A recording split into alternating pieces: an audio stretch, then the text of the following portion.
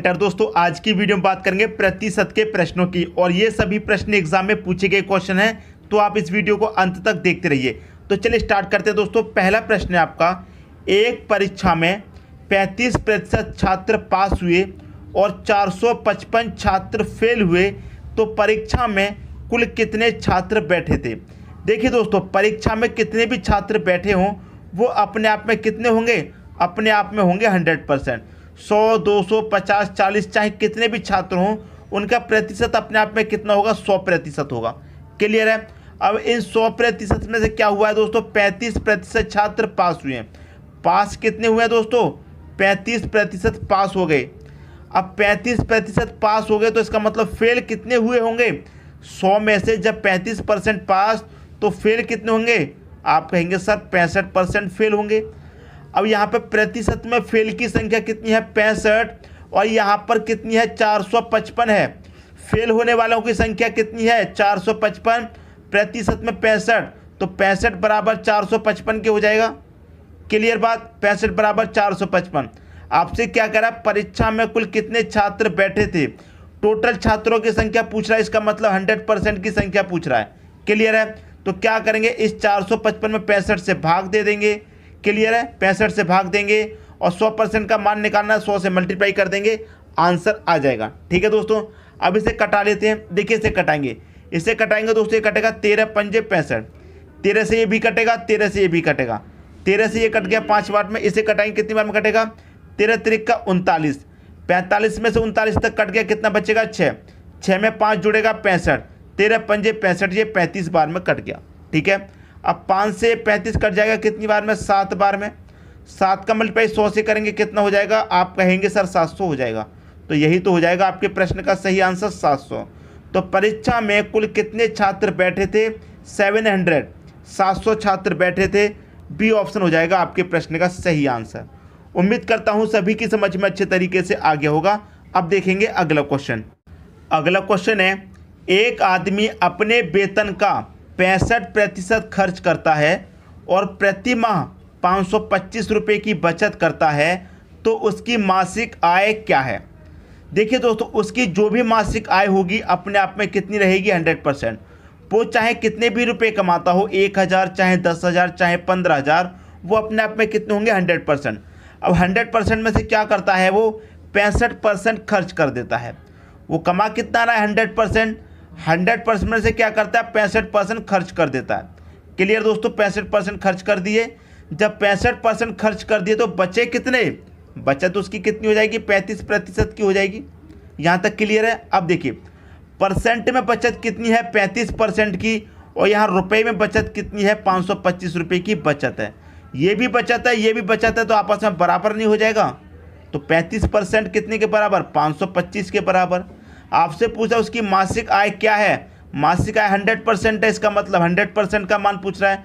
तो 525 में क्या करेंगे, 35 से भाग दे देंगे, और 100% का मान पूछ रहा है तो 100 से मल्टीप्लाई कर देंगे, आपका आंसर आ जाएगा। ठीक है दोस्तों, बात समझ में आ गई। अब देखिए इसे कटाएंगे, मैं इसे कटाऊंगा दोस्तों। देखिए 7 से ये भी कटेगा 5 बार में, और 7 से इसे कटाएंगे, ये भी कटेगा। 7 सत्ते 49 तक कटेगा, 52 में से 49 कट गया, कितना बचेगा, 3, 3 में 5 जोड़ेंगे 35, तो 7 पच्चे 35, 75 बार में कट गया। क्लियर है।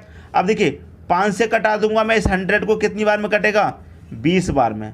75 का मल्टीप्लाई 20 से कर दो, 75 का 2 से करेंगे तो कितना हो जाएगा, 150, और एक ये 0 मतलब 1500। तो ये हो गया आपके प्रश्न का सही आंसर। उसकी मासिक आय क्या है, मासिक आय है 1500 रुपये। बी ऑप्शन हो गया आपके क्वेश्चन का दोस्तों सही आंसर। तो मैं उम्मीद करता हूँ सभी को प्रश्न बहुत ही अच्छे तरीके से समझ में आ गया होगा। अब देखेंगे अगला क्वेश्चन। अगला क्वेश्चन है आपका, मनोज को परीक्षा में उत्तीर्ण होने के लिए 36% अंक प्राप्त करने थे।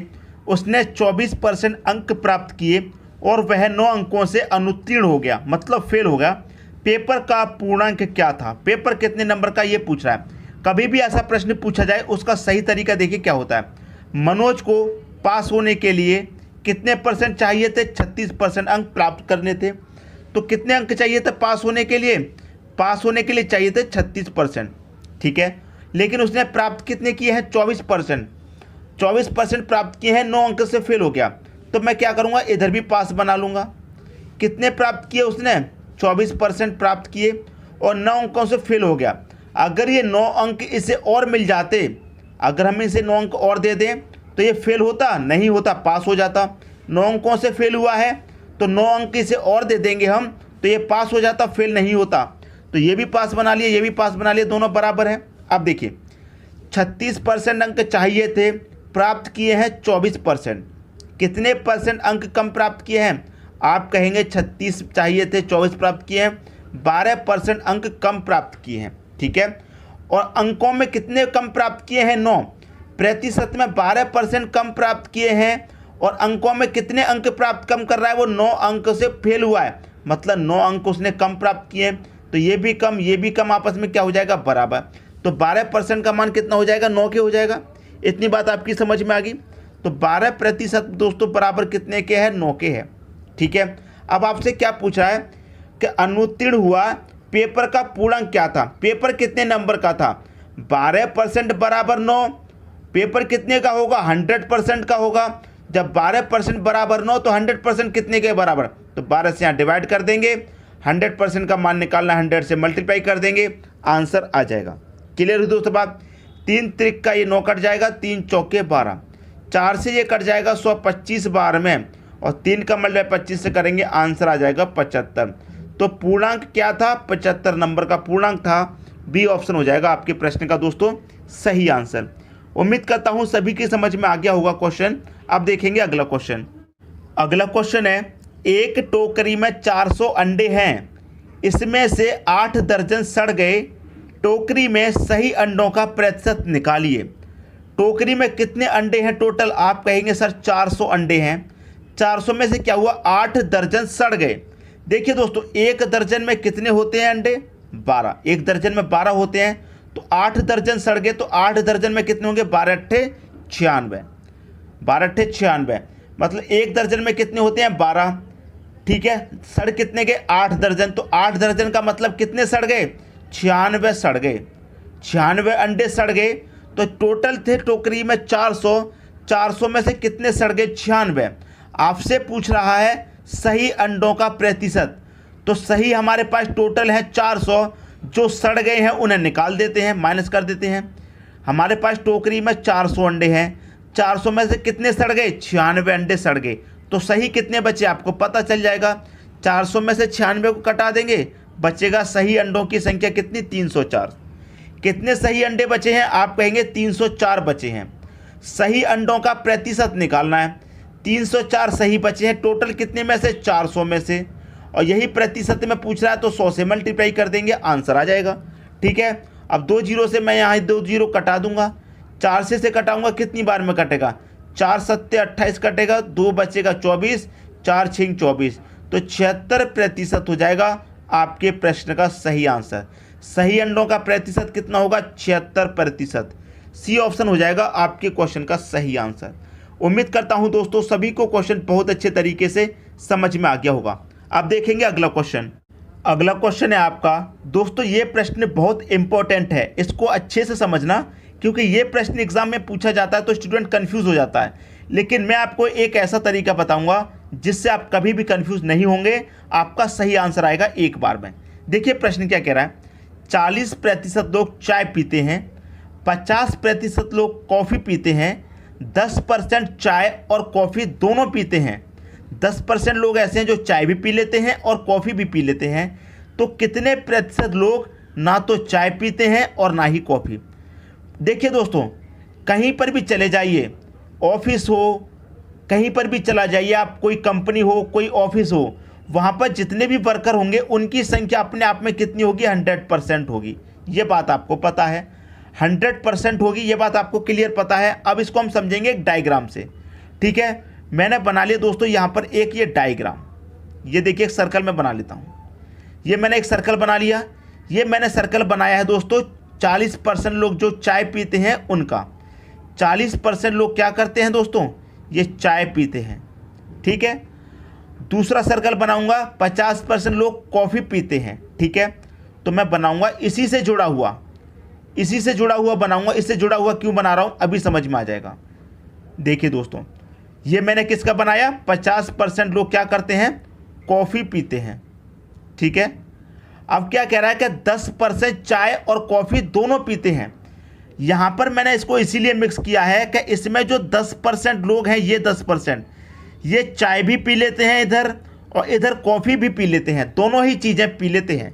क्लियर है इतनी बात? अब मैं इसका एक सही प्रतिशत निकालूं। देखिए, टोटल चाय पीने वाले कितने हैं? 40%, लेकिन 40% में से 10% ऐसे हैं जो कॉफ़ी भी पी लेते हैं।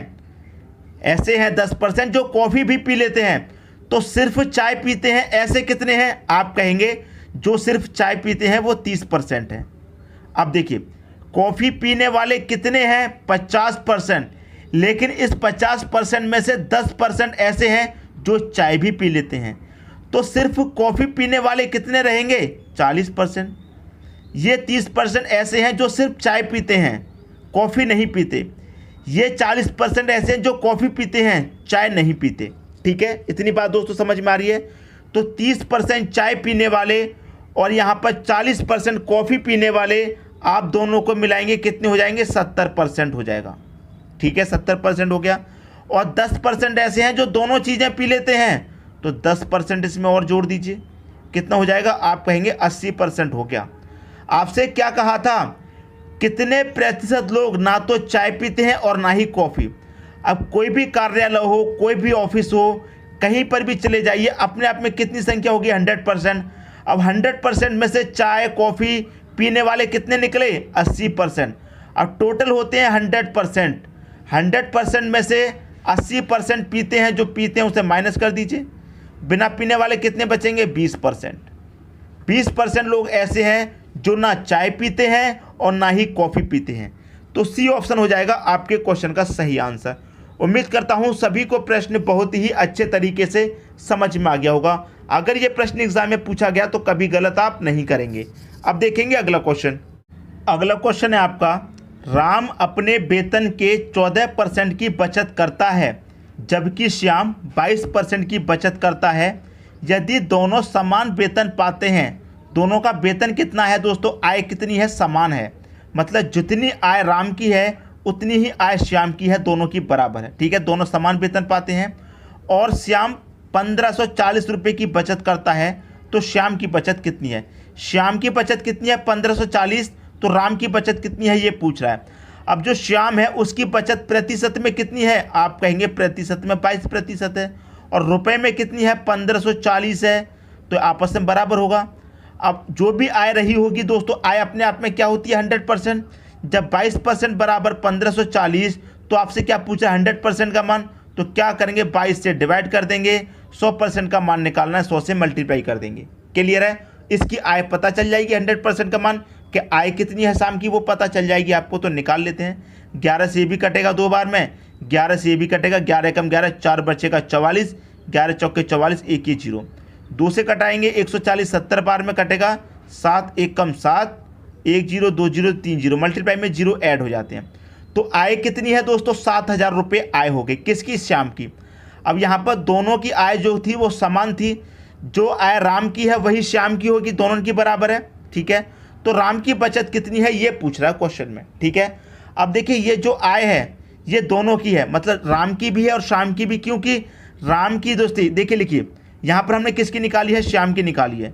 श्याम की आय कितनी निकाली है? 7000 निकाली है। तो राम की आय भी 7000 होगी, क्योंकि दोनों की आय दोस्तों क्या है? समान है। दोनों की आय समान है, दोनों का वेतन समान है, तो राम की आय कितनी होगी? 7000। तो राम की आय जब 7000 है, बचत कितने की कर रहा है राम? 14% की बचत कर रहा है। तो राम की बचत ही तो पूछ रहा है, कितने की बचत कर रहा है? 14% क्या? तो 7000 का 14% निकाल लो। परसेंट का मतलब बटे में 100, 2 जीरो से यहाँ 2 जीरो कट जाएंगे, 7 का 14 का मल्टीप्लाई कर दो, आपका आंसर आ जाएगा। कितना आ जाएगा? 14 का मल्टीप्लाई 7 से करेंगे, 14 7 98 होता है, और 1 ये 0 आ जाएगा, मतलब 980। ये आपके प्रश्न का दोस्तों सही आंसर हो गया। 980 किस ऑप्शन में है? बी ऑप्शन में है। बी ऑप्शन हो जाएगा आपके प्रश्न का दोस्तों सही आंसर। अब देखेंगे अगला क्वेश्चन। अगला क्वेश्चन है, यदि 24 कैरेट सोने को 100% शुद्ध सोना माना जाए तो 22 कैरेट सोने में शुद्ध सोने की प्रतिशतता कितनी होगी? अगर हम क्या करें, इस 100% को, मतलब जो 24 कैरेट सोना है उसे हम 100% शुद्ध मान लें। कितना मान लें? 100% शुद्ध मान लें। किसे? 24 कैरेट सोने को, तो 24 कैरेट सोने को हमने 100% शुद्ध मान लिया। अब क्या कह रहा है, 22 कैरेट सोने की शुद्धता कितनी है, कितने कैरेट की, 22 कैरेट की पूछा, तो 22 से मल्टीप्लाई कर दो, आंसर आ जाएगा। अब देखिए 4 से ये भी कटेगा 6 बार में, 4 से ये भी कटेगा 25 बार में, ठीक है। अब देखिए 2 से कटाऊंगा 3 बार में, 2 से कटेगा 11 बार में, 25 11 का मल्टीप्लाई करो, 11 25 55 का 5 कैरी का 5, 11 दूने का 22 और 5 कितना हो जाएगा 27, बटे में कितना है दोस्तों 3 है, 3 से डिवाइड करेंगे, कितनी बार कटेगा इसे डिवाइड करेंगे तो कटेगा 3 ने में का 27 कटेगा, 27 तक कट गया, 3 एकम 3 कटेगा, 2 बचेगा, नहीं डिवाइड होगा तो 2 ऊपर लिख दीजिए 3 नीचे। 91 सही 2/3% शुद्ध होगा।